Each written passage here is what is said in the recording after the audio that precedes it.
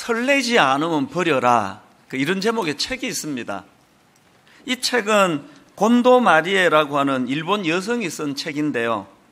제가 이 책을 알게 된 것은 우리 교회 금요기도회 설교를 통해서였습니다. 그날 그 설교자가 이 곤도 마리에라는 일본 여성을 소개하는데, 이분은 정리의 여왕이래요. 정리를 얼마나 잘하는지 그걸로 지금 이제 화제를 일으키고 있다는 겁니다. 그런데 이 정리의 여왕이 주장하는 게 뭐냐 하면은, 정리는 곧 버리는 거라는 거예요. 있는 걸 잘 정돈하는 게 정리가 아니고, 할 수 있는 대로 하여튼 갖다 내버리는 게 이게 정리의 핵심이다. 그러면서 이제 이 정리의 여왕의 굉장히 독특한 게 뭐냐 하면은, 이분은 이제 이 물건을 버리는 기준이 독특합니다. 자기가 어떤 물건을 갖고 있는데, 이걸 지금 내가 이거 버려야 되나 계속 갖고 있어야 되나 이 결정할 때 어떻게 하느냐, 그 물건을 가슴으로 이렇게 안는데요. 그래서 이제 그걸 가슴으로 안아보고 그 물건을 가슴으로 안는데, 설레이면 이거는 보관, 설레이지 않으면 갖다 버린다는 겁니다. 그런 방식으로 아주 독특한데, 그래서 책 제목이 설레지 않으면 버려라, 제목도 그렇습니다. 그날 설교 시간에 이제 부교육자가 농담처럼 하는 말이, 이제 쭉 이런 설명을 해놓고는 자기 아내를 안아보고 설레지 않는다고 버리시면 안 됩니다. 그렇게 자기 속내를 거기 드러낸 것 같아요. 이거 이제 농담으로 한 이야기 아닙니까? 그래서 배우자를 안아보고 설레지 않는다고, 그렇게 버리시면 안 된다고 우스갯소리라는 그 말에 사실 저는 엄청 은혜를 받았습니다. 그 설교 전체에서 그 대목이 제일 와닿더라고요. 왜 와닿았냐 하니까요, 갑자기 이제 제 아내가 고마워지는 거예요. 이렇게 변덕이 심한 죄성을 가진 인간인데, 여러분 30년 가까이 살아가는 남편에 대해서, 그리고 무뚝뚝하고 그냥 별로 매력도 없는 저 같은 사람에 대해서 어떻게 여전히 설레겠습니까? 그러고 보니까 참 저 같은 사람을 버리지 않고 계속 그렇게 사랑해주는 그 아내에 대해서 그날 되게 고마워지더라고요. 또 하나 고마웠던 게 바로 여러분들이에요. 제가 지금 개척하고 17년째 지금 설교를 하는데, 한 사람 설교를 한 10년 이상 들으면 뭐가 설레겠습니까? 맨날 그 얘기가 그 얘기고 본문은 다른데 결론은 똑같고 이런 거 아닙니까? 이렇게 그냥 비슷한 설교하는 10년 이상 설교를 들으시고도 참 별로 설레지도 않으실 텐데, 저를 버리지 않으시고 이제 딴 교회 갈 거예요. 이제 이 교회는 이제 더 이상 들을 게 없어, 그래 주지 않으시는 게 너무 고맙더라고요, 인간적으로. 성도님들에 대해서 참 고마운 마음이 들었고요. 그런가 하면은 그날 제가 진짜 은혜를 받았던 거는, 설레지 않으면 버려라는 그 내용이 우리 주 예수 그리스도와 딱 연결이 되면서 주님에 대하여 너무 감사한 마음이 드는 겁니다. 사실 여러분, 주님께서 우리를 선택해 주실 때 그때부터 은혜 아닙니까? 언제 우리를 구원해 주셨습니까? 로마서 5장 8절에 보니까 우리가 아직 죄인 되었을 때예요. 심지어는 10절, 곧 우리가 원수 되었을 때에 그의 아들의 죽으심으로 말미암아 하나님과 화목하게 되었은즉. 사실 백화점 같은 데 이렇게 가다 보면은 살 계획이 없었는데 한 곳에 눈이 확 끌리는 어떤 물건이 있지 않습니까? 그러면 이게 아무리 좀 비싸다 하더라도 이 세일 기간 아니라도 이거는 반드시 사야 된다, 이거 안 사면 안 된다, 그래서 설레는 물건이 있지 않습니까? 주님이 우리를 구원해 주셨을 때 그냥 눈에 확 들어와가지고 얘는 이건 무조건 구해야 된다, 이게 아니에요. 우리가 아직 죄인 되었을 때예요. 하는 말마다 그렇게 주님께 상처를 드리는, 주님을 아주 못 오가는 이런 못된 말이나 하는, 우리가 아직 원수 되었을 때에 하나도 설렐 게 없는 우리 같은 것을 엄청난 십자가라는 대가를 지불하고 나를 구원해 주셨을 뿐만 아니라 그 이후는 우리가 설렙니까? 사실 그렇게 은혜로 구원을 받고 주님의 한량없는 은혜를 누리면서도 가만히 보면요, 우리 대부분이 다 의처증 환자 같아요. 말만 나오면은 의심하고 또 의심하고 진짜 그런 일이 있었나 계속 회의하고 하나도 설렐 게 없을 것 같은 우리 인생인데, 주님은 우리를 버리지 않으시는 거에 설레이지 않는데도 불구하고. 그래서 그날 제가 막 계속 이 상상의 나래가 펴지면서 굉장히 은혜를 받았습니다. 지난주에도 제가 이 설교를 준비하다가 갑자기 이제 그 부분이 다시 떠올라지니까 또 감격이 되더라고요. 그리고는 여러분 이 찬양 아시잖아요. 찬송가 135장 3절입니다. 허물 많은 베드로를 용서하시고 의심 많은 도마에게 확신 주시고 사랑하는 그의 제자 가슴에 안고 부드러운 사랑으로 품어주셨네. 처음에 택할 때도 원수되었고 택할 때도 아직 죄인 되었을 설레지 않는 상태인데 그 이후에도 우리는 베드로 저리 가라 아닙니까? 너무나 허물이 많고 약점이 많고 그런가 하면은 의심 많은 도마는 명함도 못 내밉니다. 얼마나 의심을 가지고 그렇게 환자처럼 의심증 환자처럼 주님을 대하는 그런 상황인데요. 그 다음 가사를 보니까 사랑하는 그의 제자 가슴에 안고 그 일본 여자랑 좀 비슷하네요. 버리려고 그러는 게 아니라 그 다음 가사가 이렇습니다. 부드러운 사랑으로 품어주셨네. 요거 내가 설레면 품고 안 설레면 버려야지 이게 아닙니다.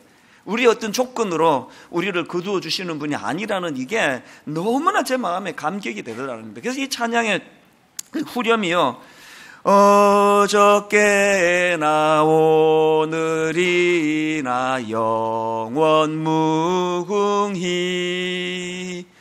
한결같은 주 예수께 찬양합니다. 세상 지나고 변할지라도 영원하신 주 예수 찬양합니다. 기왕 예수 믿는 저와 여러분 아닙니까? 우리 안에 참 설레일 것 하나 없는 보잘것없는 나 같은 것, 이 변함없는 사랑으로 품어주시는 그 사랑에 대한 감격이 늘 우리를 견인할 수만 있다면 우리 인생이 얼마나 행복해지겠습니까? 제가 지난주 내내 이런 마음의 뜨거움이 있었는데요, 그리고 감격이 있었는데요. 왜 그러냐 하니까 지금 이제 우리가 살펴보고 있는 사도신경 강해설교의 오늘 그 대목이 바로 예수 그리스도의 시작이거든요. 이 주님에 대한 사도신경 고백 아시지 않습니까? 그 외아들 우리 주 예수 그리스도를 믿사오니, 그 외아들 우리 주 예수 그리스도를 믿사오니, 이 짧은 이 한마디 신앙 고백 안에 이 감격이 다 담겨있고 다 녹아있기 때문이에요. 여러분, 지금 오늘 우리가 살펴볼 그 외아들 우리 주 예수 그리스도를 믿사오니라는 이 고백 속에는 예수님과 관련된 4가지 요소가 담겨 있는데요. 첫 번째가 외아들, 그 외아들. 두 번째 요소가 우리 주. 세 번째 요소가 예수. 네 번째 요소가 그리스도예요. 하나도 뺄 게 없습니다. 이 4가지를 다 다루어야 되는데요. 그래서 저는 오늘 본문 로마서 1장 3절 4절을 본문으로 택한 것도 이 4가지 예수님과 관련한 요소가 여기에 다 담겨 있어서 이 본문을 택했거든요. 그의 아들에 관하여 말하면 육신으로는 다윗의 혈통에서 나셨고 성결의 영으로는 죽은 자들 가운데서 부활하사 능력으로 하나님의 아들로 선포되셨으니 곧 우리 주 예수 그리스도시니라. 그래서 이 4가지 요소를 오늘 살펴보려고 하는데요. 먼저 예수라는 이름과 그리스도라는 직분에 관한 걸 살펴보기를 원합니다. 여러분, 예수 그리스도 그러시는데 의미를 모르시는 분이 계시더라고요. 예수 이름이고요, 그리스도 직분이에요. 이찬수 목사, 이찬수는 이름이고요, 목사는 직분이에요. 똑같습니다. 예수 그분의 이름이에요. 그리스도 그분의 직분입니다. 그래서 먼저 이제 그 몸통이라고 말씀을 드릴 수 있는 예수 그리스도에 대해서 이제 좀 살펴보려고 하는데요. 우리가 기억해야 될 이름과 직분, 첫째, 이름은 예수. 누가복음 1장 30절 보십시오. 천사가 이르되 마리아여 무서워하지 말라. 내가 하나님께 은혜를 입었느니라. 보라, 내가 잉태하여 아들을 낳으리니 그 이름을 예수라 하라. 성부 하나님께서 아예 의도를 가지시고 이름을 지어주신 게 이게 예수예요. 그래서 이 예수라는 이름 자체가 구세주 혹은 구원자 이런 뜻을 가진 이름입니다. 마태복음 1장 21절 아들을 낳으리니 이름을 예수라 하라. 이는 그가 자기 백성을 그들의 죄에서 구원할 자이심이라 하니라. 사실 여러분, 사람들이 교회를 찾고 예수님을 찾는 것은 너무나 다양해요. 여기 10명이 모여 있다면 이유가 10가지 다 다릅니다. 어떤 사람은 마음이 불안해가지고 불면증이 와가지고 자꾸 가슴이 두근거려서, 그래서 이제 마음의 평안을 얻으려고 교회를 찾고 예수님을 찾게 된 분이 계시고요. 또 그런가 하면 어떤 분은 대인관계가 깨져 버렸어요. 갑자기 가정에 어려움이 닥쳤습니다. 부부간에 문제가 생겼습니다. 심지어는 이혼을 하게 됐습니다. 그래서 그 고독하고 외로운 마음을 가눌 길이 없어서 바로 치유자 되시는 주님을 만나면, 예수님을 만나면 이런 게 좀 치유가 되겠지? 그런 마음으로 교회를 찾는 분도 계세요. 그런가 하면 어떤 분은 갑자기 병이 찾아와가지고, 들어보니까 예수님이 병도 잘 고치신다는데, 그래서 교회를 찾게 된 분도 계세요. 또 그런가 하면은 어떤 분들은 경제적인 어려움에서 헤어나오지를 못해서, 아버지 이 부분에 경제적인 어려움으로부터 나를 좀 건져주시기 원합니다. 그런 마음을 가지고 구원자 예수님을 찾는 경우가 있는 거 아닙니까? 그러니까 막 여러 갈래로 예수님을 찾는 양상이 다 다릅니다. 그리고 이건 오늘 우리 시대뿐만이 아니고요, 예수님 당시도 마찬가지예요. 가장 저급하게는 그저 오병이어 빵 만들어 준다더라. 기적에 떡 얻어 먹으려고 구경 가는 사람부터 시작해가지고 아들이 귀신 들려가지고 절박한 마음으로 구원자 예수님을 찾는 경우에 이르기까지 막 여러 가지 양상이 너무너무 많습니다. 그러나 여러분, 우리 예수님 되심이 뭐예요? 어떤 케이스라도 이런 시시한 거 갖고 왔니? 넌 절로 가라. 넌 필요 없다.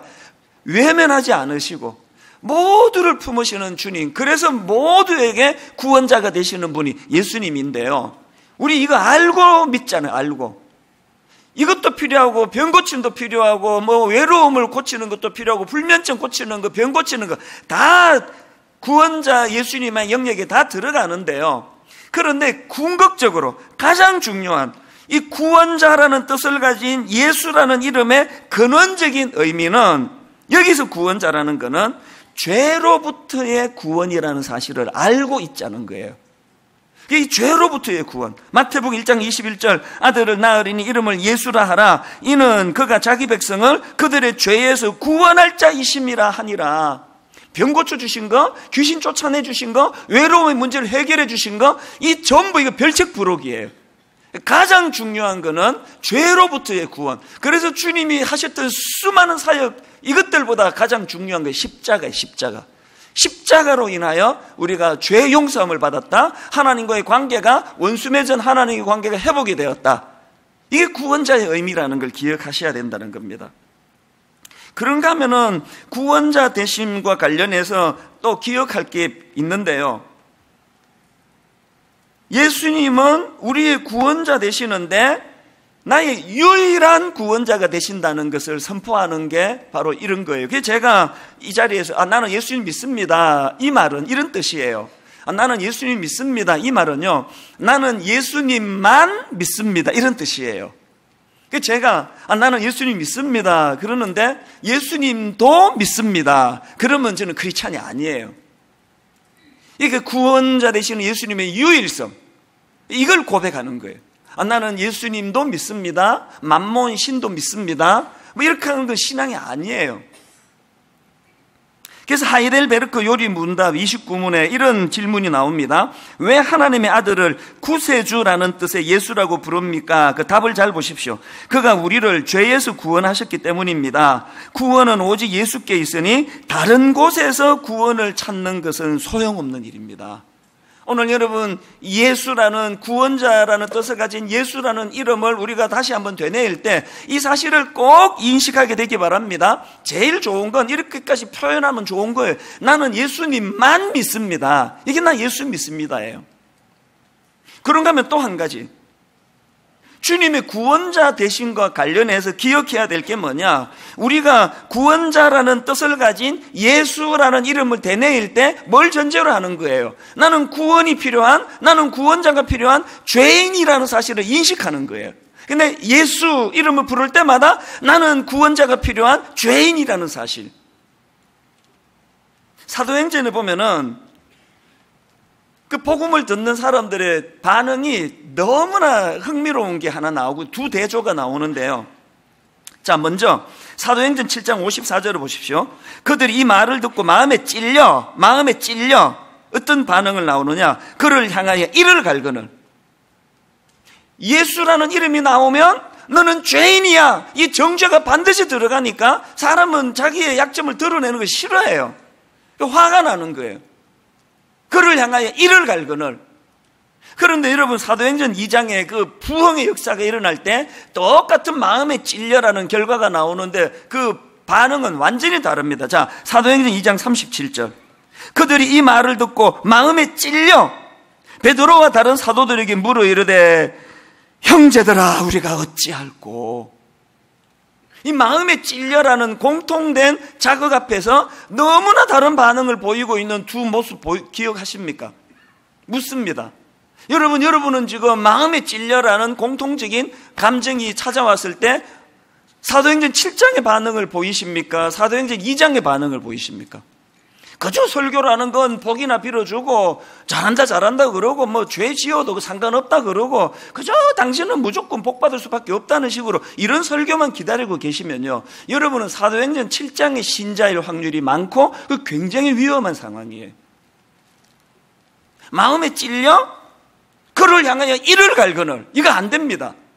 신앙의 성숙은요, 마음에 찔려 어떡합니까? 형제여 우리가 어찌할꼬. 매 예배 때마다 죄인된 나 자신을 자각함으로 말미암아 나에게는 소망이 없다는 사실을 인식함으로 말미암아 매 예배 때마다 나 자신을 보면서 절망하면서 형제여 우리가 어찌할꼬. 우리 집은 내 힘으로는 회복이 안 되는 거구나. 오늘 우리 조국 대한민국은 우리가 애써서 될 문제가 아닌 거구나. 이게 우리 한국교회는 인간이 노력해서 될 만한 사안이 아닌 거구나. 형제여 우리가 어찌할꼬. 이런 말씀 앞에 자기 자신에 대한 절망의 신음소리가 나와야 구원자 되시는 예수님이 보이기 시작하는 거거든요. 여러분 삶 속에서 구원자 되시는 예수 그리스도가 안 보인다면 여러분은 말씀 앞에서 내가 지금 어떤 반응을 보이고 있는가를 점검해 보셔야 됩니다. 이게 구원자라는 뜻을 가진 예수라는 이름의 의미고요. 그런가 하면은 두 번째로 기억해야 될 직분이 하나 더 있는데 그 직분이 뭐예요? 이름은 예수, 그 다음에 직분은 그리스도예요. 그리스도. 사도신경에 그 외아들 우리 주 예수 그리스도를 내가 믿사오니. 그리스도. 누가복음 2장 11절에 오늘 다윗의 동네에 너희를 위하여 구주가 나셨으니 곧 그리스도 주시니라. 여러분이 그리스도라는 이 호칭은 구약에 나오는 히브리어로 메시아예요. 메시아. 구약의 이스라엘 백성들이 그렇게 목말라 기다리는 메시아, 이게 헬라어로 그리스도예요. 그리스도. 그리고 이 그리스도라는 이 칭호는 기름 부음을 받은 자, 이런 뜻을 가진 칭호입니다. 구약에 기름을 붓는 행위, 이건 직분자를 세우는 것과 관련이 있는데요. 구약에 보면은 기름을 부어서 세운 대표적인 직분이 세 가지가 있습니다. 하나는 선지자, 또 하나는 제사장, 그리고 또 하나는 왕이에요. 그리고 구약의 이 세 직분에 있어서 특징이 뭐냐? 각각의 역할에 대한 엄격한 구분이에요. 왕이 선지자 역할을 하려고 그러고 제사장 역할을 하려고 그러면 그 엄청나게 그 위험한 일이에요. 이 세 역할이 다 따로따로 구분이 되어 있었는데 바로 예수 그리스도는 이 세 가지 직분을 통합적으로 하나로 이것들을 이루어 가시는 분이다. 이게 그리스도라는 예수님의 그 직분에 담겨 있는 의미입니다. 그래서 하이델베르크 요리문답 31문의 질문이 이렇습니다. 왜 예수님을 기름 부음을 받은 자라는 뜻의 그리스도라고 부릅니까? 자, 답을 잘 들어보세요. 세 가지 직분이 다 나옵니다. 첫째, 성부 하나님께서 성령으로 기름 부으심으로 우리의 구속에 대한 하나님의 오묘한 경륜과 뜻을 완전하게 계시해 주는 위대한 선지자가 되셨고, 그 다음에 두 번째가 뭐예요? 자기 몸을 화목제로 드려 우리를 구원하셨을 뿐 아니라 늘 우리의 기도를 하나님께 간구하시는 대제사장이 되셨으며, 그 다음 셋째, 우리를 말씀과 성령으로 다스리시고 죄에서 승리하시는 삶을 살도록 늘 지켜 보호하시는 영원한 왕이 되셨기 때문입니다. 이 하이델베르크 요리문답 31번의 답이 지금 선지자, 제사장, 또 왕, 이 직분이 지금 통합되어 계시는 예수 그리스도를 설명하는 거거든요. 그러니까 이 그리스도라는 이 직분에는 첫째, 하나님의 뜻과 경륜을 계시해 주시는 선지자로서의 역할이 내포되어 있고요. 그런가 하면 둘째, 자기 몸으로 희생제사를 드리신 제사장의 역할.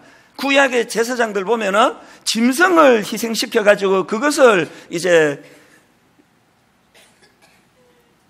제물로 바치는 그런 모습을 보인다면 예수님은 당신을 희생제물로 드리신 분이에요. 이게 십자가의 의미입니다.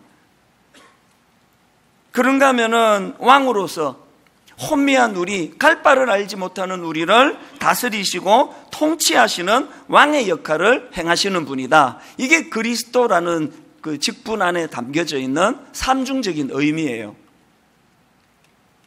이것이 이제 예수라는 이름과 그리스도라는 직분의 의미인데요. 사도신경에 보면은 이 예수 그리스도라는 이름과 직분 앞에 두 가지 부연 설명이 덧붙여 있는 걸 볼 수가 있습니다. 그게 제일 먼저 나오는 게 그 외아들이, 그 외아들. 이거는 이제 한 포인트만 말씀을 드릴게요. 그 외아들 우리 주 예수 그리스도 믿사오니, 저는 이 외아들이라는 표현이 우리 번역에 이게 잘 됐다고 생각하지 않습니다. 왜냐하니까 우리가 갖고 있는 선입견으로는 외아들 그러면은 아들 하나 있는 집, 무녀 동남, 그 외아들이라 그러잖아요. 여기서 외아들은 그런 의미가 아닙니다. 총신대 이상훈 교수가 쓴 21세기 사도신경 해설이라는 책에 보니까 이 부분을 잘 설명하는데요. 지금 여기 나와 있는 그 외아들 우리 주 예수 그리스도를 믿사오니 할 때 이 외자는요, 하나라는 숫자를 강조하는 표현이라기보다는 독특하다, 특별하다, 이런 의미를 담고 있는 그런 외자라는 게 외아들. 이 독특하고 특별하다. 어떤 점에서 독특하고 특별한가 하면은 예수 그리스도는 성부 하나님과 본질이 같다는 점에서 독특하고 특별하다. 이게 독생자라는, 독생자. 외아들보다는 저는 독생자라는 표현이 더 우리말 어감으로는 더 좋다고 저는 생각합니다. 사도신경은 성부 하나님, 성자 하나님, 성령 하나님, 이 삼위일체의 신비, 세 위격을 가지신 성부, 성자, 성령이 일체 한 몸을 이루는 신비를 신앙 고백으로 나타나는 거거든요. 그래서 요한복음 10장 30절에 나와 아버지는 하나이니라, 주님의 이 말씀이 사도신경의 고백 안에 녹아내려야 한다는 사실이에요. 그런가 하면 또 하나 예수 그리스도와 관련된 부연 설명이 나와 있는데 주예요. 주, 우리 주. 사도신경에 그 외아들 우리 주 예수 그리스도를 믿사오니, 여기 나와 있는 그 예수님 당시에 그 주, 이거 헬라어로 퀴리오스라는 단어인데요. 이 퀴리오스라는 이 호칭은 그 당시에 지위가 높은 사람들, 특히 로마 황제에게 사용되던 호칭이라는 겁니다. 이 퀴리오스가. 예를 들면 마태복음 16장에서 예수님께서 이런 질문을 던집니다. 마태복음 16장 15절, 이르시되 너희는 나를 누구라 하느냐? 그랬더니 16절, 시몬 베드로가 대답하여 이르되 주는, 여기 주 나오죠? 주는 그리스도시요 살아계신 하나님의 아들이시니이다. 여기서 중요한 거는 이런 질문과 대화가 오갔던 그 장소가 어디냐는 거예요. 이 장소가 빌립보 가이사랴인데 이게 왜 의미가 있느냐? 자, 마태복음 16장 13절입니다. 예수께서 빌립보 가이사랴 지방에 이르러 제자들에게 물어 이르시되 사람들이 인자를 누구라 하느냐? 여기 나와 있는 빌립보 가이사랴 지방에서 예수님이 물으셨고 베드로가 주라는 표현으로 주님을 묘사했는데 이게 왜 의미가 있느냐? 빌립보 가이사랴라는 이 도시는 헤롯 왕이 로마 황제에게 받은 도시라고 합니다. 헤롯 왕이 죽고 나니까 그 아들 헤롯 필립이 이제 이곳을 수도로 만들면서 자기 이름하고 로마 황제 이름을 붙여가지고 빌립보 가이사랴라는 도시 이름을 만든 거예요. 그러니까 지금 빌립보 가이사랴라는 이름 자체가 세상 권력을 상징하는 의미예요. 세상 권력을 상징하는 이름을 가진 빌립보 가이사랴에서 예수님께서 너희들은 나를 누구라 하느냐 그랬을 때 베드로가 퀴리오스, 로마 황제가 자기 인생의 주인이 아니라 예수 그리스도가 내 인생의 주인이 되십니다. 그 고백을 했다는 사실이에요. 이게 뭘 의미할까요? 오늘 우리에게 주시는 메시지가 뭐예요? 오늘 우리 시대는요, 모든 도시가 다 빌립보 가이사랴예요. 물질이 이게 지금 신이고요, 권력이 이게 주인이고요. 젊을 때는 그 돈을 많이 벌어가지고 돈이 이제 내가 돈의 주인이 돼서 내게 돈을 잘 다스려야지 그랬는데, 그 나이가 좀 들어가지고 돌아보면은 우리 가정에, 내 인생에 돈이 주인님이 돼 있습니다. 이 돈이 시키면 관계도 끊고요, 돈이 시키면 부사시간도 뭐 다 끊어버리고요, 돈이 시키면 부모도 죽입니다. 돈이 우리 인생에 절대적인 영향을 미치는 주인이 돼버린 거예요. 권력, 명예, 교회를 개척하고 분명히 처음에는 제가 주님이 내 주인이셔서 주님이 개척하라 그래서 교회를 개척했는데, 정신 차리지 않으면 어느 날 보면은 명예가 내 인생의 주인이 돼 있습니다. 어떻게 해서든 설교를 잘해가지고 설교 잘한다는 소리를 듣고 싶어 안달복달하며 말씀을 전하면 이거는 설교가 아니에요. 명예가 내 주인이 되어 있는 겁니다. 여러분, 오늘 빌립보 가이사랴, 그 이름 자체가 세상 권력을 상징하는 빌립보 가이사랴에서 주님이 여러분에게 물으세요. 너의 주인은 누구니? 어떻게 대답하시겠습니까? 김덕종 목사님이 쓴 사도신경은 안 외워도 좋지만 이런 책에 나오는 이야기인데요, 저자가 그 신학대학원 시절에 한 교수님을 이제 회상을 해요. 이 신학교 교수님이 참 독특한 게요, 이분은 예수님을 부를 때 우리는 보통 주님 혹은 주 이렇게 얘기하잖아요. 주께서 말씀하시되 이렇게 이야기하는데, 그 신학교 교수님 중에 한 분은 독특하게도 늘 주인님이라고 부르는 거예요. 이런 식이에요. 우리 주인님이 말씀하십니다. 또 우리가 주인님의 뜻대로 살아야 합니다. 그 대목이 제게 굉장히 여운을 주더라고요. 그 교수님 우리처럼 주 혹은 주님 이렇게 하지 않고 왜 주인님이라고 그렇게 꼭 그 주인님이라는 표현을 썼을까? 신학생들에게 그 뭔가 메시지를 주고 싶은 거 아닐까요? 갈라디아 2장 20절에 보면은 사도 바울이 이런 놀라운 고백을 합니다. 내가 그리스도와 함께 십자가에 못 박혔나니 그런즉 이제는 내가 사는 것이 아니요 오직 내 안에 그리스도께서 사시는 것이라. 이제 내가 육체 가운데 사는 것은 나를 사랑하사 나를 위하여 자기 자신을 버리신 하나님의 아들을 믿는 믿음 안에서 사는 것이라. 여러분, 갈라디아 2장 20절은요 사도 바울의 자기 방식대로 주님을 주인님으로 모시는 마음의 표현이에요. 내가 의지적으로 살아가는 것 같지만 나는 이제 주인님이 시키시는 대로, 그런즉 이제는 내가 사는 것이 아니요 오직 내 안에 그리스도께서 사시는 것이라. 주인님 되시는 그분과 연합하여 그분과 동행하는 삶을 이렇게 고백하는 거 아닙니까? 우리 내면에 사도 바울과 같은 이런 고백이 흐르면은요, 실제로 우리 안에 이 두 가지 목표가 생깁니다. 첫 번째 목표가 뭐예요? 그 주인님 되시는 예수 그리스도의 성품을 닮아가는, 주님의 인격을 닮은 그리스도인이 돼야 되겠다. 두 번째는 뭐예요? 주인님 되시는 예수 그리스도 행하신 그 사역을 닮아가야 되겠다. 주인님 되시는 주님이 분당 우리에게 담임 목사시라면 어떤 사역을 행할까? 그냥 당신은 뭐 가난하고 별 볼 일 없고 구하는 게 맨날 뭐 병이나 고쳐달라고 하는데 당신은 필요 없다고 이렇게 내치지 않는 게 주인님의 사역이에요. 시시한 사람 없습니다. 모두가 다 주님 앞에 소중한, 그런가 하면은 그 주인님의 정신을 구현해내는 게 그리스도인의 삶 아닙니까? 저는 어제 오전인데요, 너무나 제가 어제 은혜를 많이 받았어요. 혼자 설교를 준비하다가 가끔 가다가 부흥회를 할 때가 있는데 어제가 그날이에요. 너무너무 가슴이 뜨거워졌는데 왜 그랬냐 하니까요, 갑자기 제 어린 시절, 초등학교 저학년 때예요. 어린 시절 생각이 쑥 떠오른 거예요.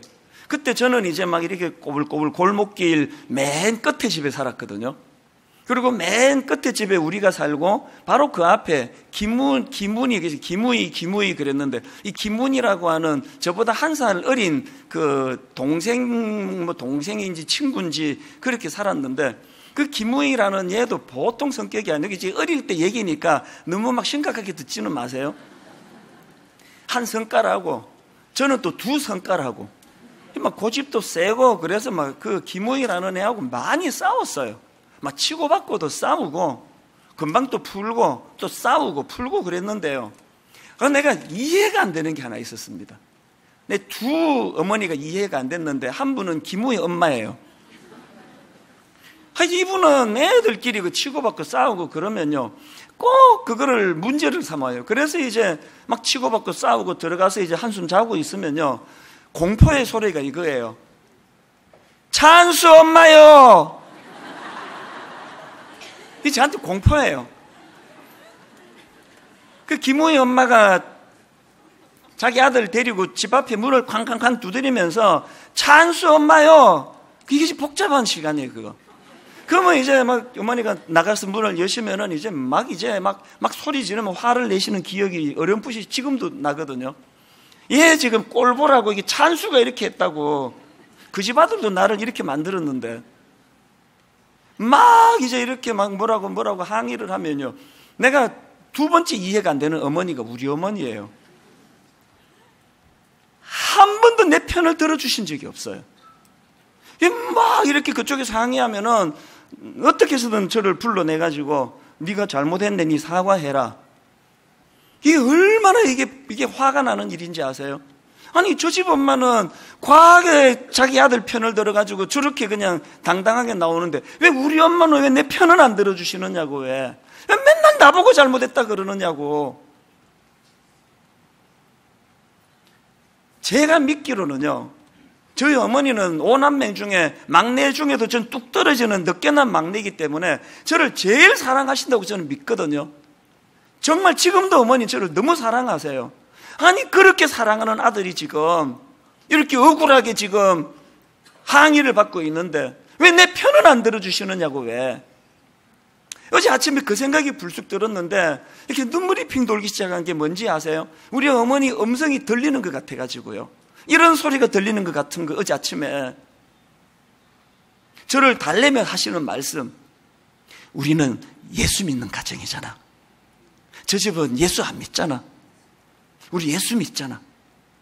이 말씀 안에 왜 그런 행동을 하셨는지 모든 게 다 담겨져 있는 거 아닙니까?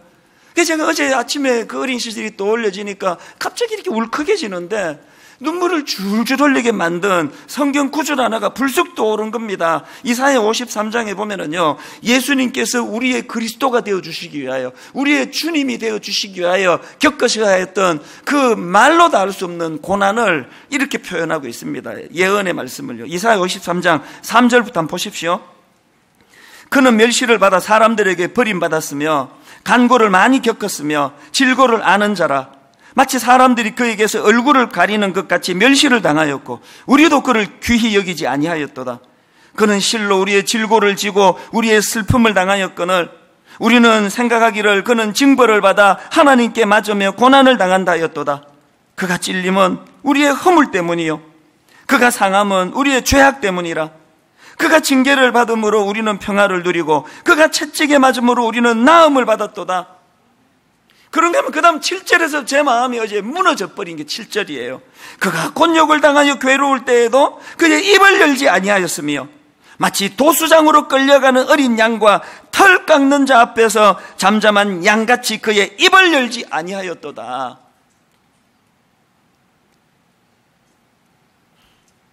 그 억울한 십자가를 지시고 그 아무것도 아닌 그 로마 군병들이 조롱을 하는 그 현장에서 독생자 하나님의 아들이신 그분이 도살장으로 끌려가는 어린 양처럼 두려움과 공포에 찔려 털 깎는 자 앞에 잠잠히 서 있는 것처럼 입을 열지 아니하시는 그 주님, 이게 지금 묵상이 된 거예요. 왜 항변 안 하셨을까요? 내가 여러분 그 십자가 지는 그 과정에서 베드로가 칼로 그 대제사장의 종 말구의 귀를 잘라버리잖아요. 그래서 예수님의 반응 여러분 아시죠? 여러분 마태복음 26장 53절, 너는 내가 내 아버지께 구하여 지금 12군단 더 되는 천사를 보내시게 할 수 없는 줄 아느냐?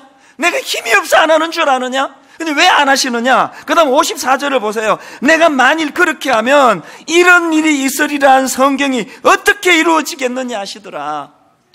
왜 십자가에서 도살장에 끌려가는 양처럼, 두려움에 떠는 그 양처럼 한마디도 하실 수 없었느냐? 주님이 거기서 당신의 권리를 주장하시는 순간 우리의 구원은 없는 거거든요. 왜 우리 어머니가 너무너무 사랑하는 이 막내 아들이 지금 분명히 억울한데 왜 거기다 대고, 한 번도 거기다 대고 우리 아들이 뭐 잘했냐고 대들지 않을 수밖에 없었느냐? 우리 예수 믿는 가정이잖아. 우리 집이 있고 그 김문인의 집이 그 다음에 있고 큰 담벼락이 교회거든요. 어제 제가 이런 오전에 막 눈물이 나는 거예요. 너무너무 눈물이 나는데, 주님의 마음을 본받는 자, 그 마음에 평강이 찾아옴은 험악한 세상을 이길 힘이 하늘로부터 임함이로다. 예수 믿는 여러분, 진짜 하늘로부터 임하는 평강을 원하세요?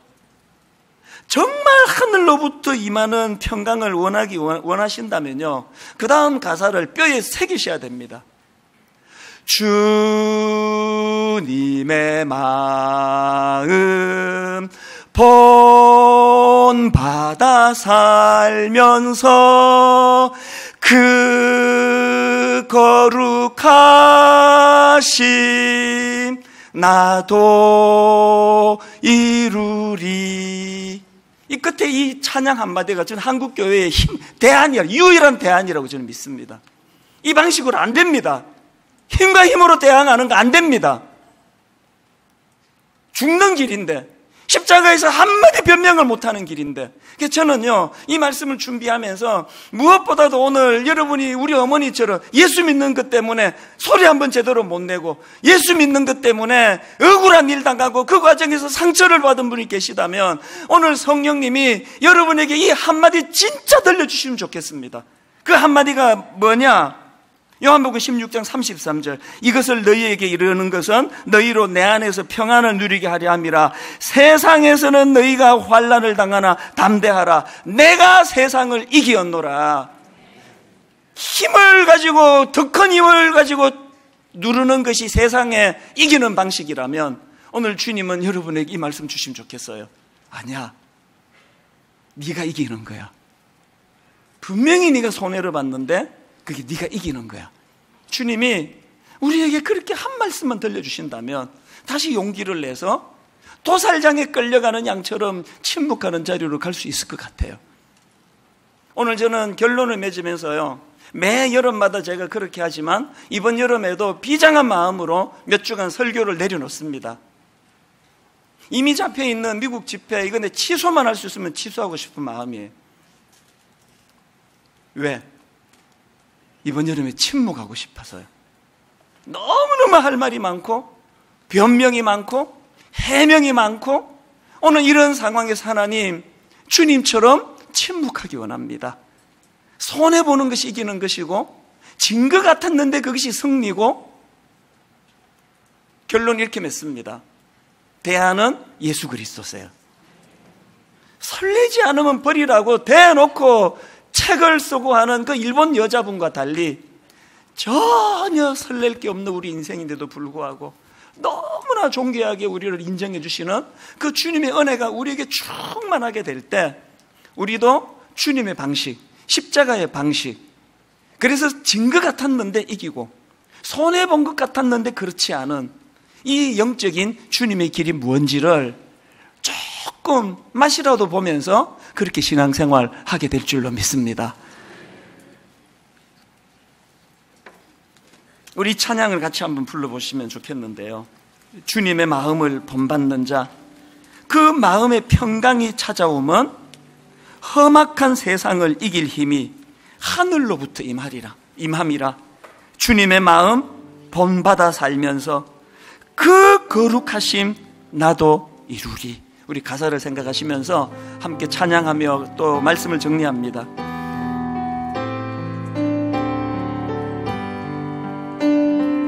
주님의 마음 본받는 자, 그 마음의 평강이 찾아오. 험악한 세상을 이길 힘이 하늘로부터 임함이로다. 주님의 마음 본받아 살면서 그 거룩하신 나도 이루리. 다시 한번 주님의 마음을 본받는 자, 그 마음의 평강이 찾아오면 험악한 세상을 이길 힘이